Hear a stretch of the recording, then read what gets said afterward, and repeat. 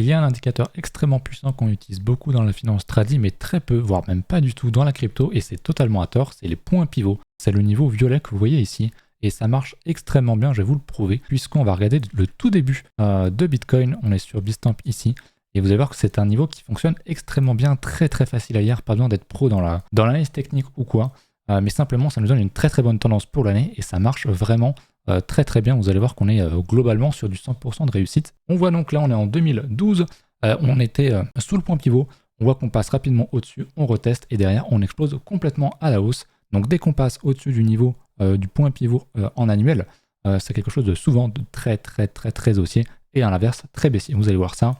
2013, bon voilà, on va même pas le retester, on était au-dessus, tant qu'on reste au-dessus, c'était extrêmement haussier, comme vous le voyez ici, c'était une année extrêmement haussière. Par contre, là effectivement on a le cas contraire en 2014, où ce niveau, eh ben, on passe rapidement en dessous, on le reteste et on n'arrive pas à le casser, on est en dessous, et bam, bear market. 2015, c'est un peu pareil, puisqu'on est globalement en dessous de ce niveau-là, donc continuation de bear market, gros range, on ne repassera pas au-dessus malheureusement. 2016, on est légèrement au-dessus, on reteste et boum, on explose bien à la hausse. Donc tendance fortement haussière. 2017, c'est exactement pareil. Dès le début d'année, on vient retester et boum, on reteste et on explose très très rapidement à la hausse.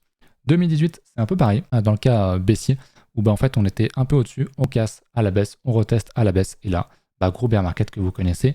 Sans doute pour les plus anciens.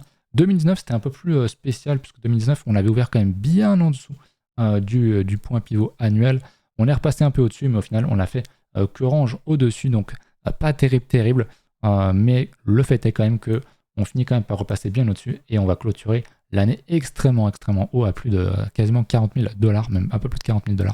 Donc finalement, ça a quand même plutôt bien marché. En 2021, pareil, on ouvre du coup bien au-dessus, et on était quand même dans une tendance de fond qui était quand même bien haussière. On a quand même refait un plus haut, même si c'était plus un range haussier, puisqu'au final, ici c'était quand même déjà le top de 2021, et du coup, 2022, qu'est-ce qui se passe?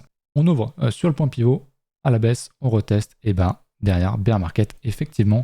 2023, un petit peu comme 2020-21, je sais plus, on l'ouvre un petit peu en dessous, on reteste, finalement on ne fait que range dessus, mais on finit quand même par recasser bien au-dessus, et derrière ça déclenche quand même une belle hausse.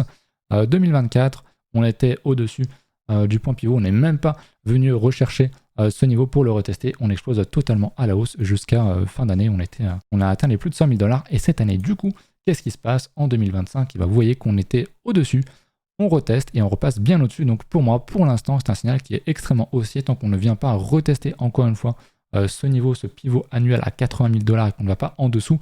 Pour moi, c'est un signal qui reste extrêmement haussier.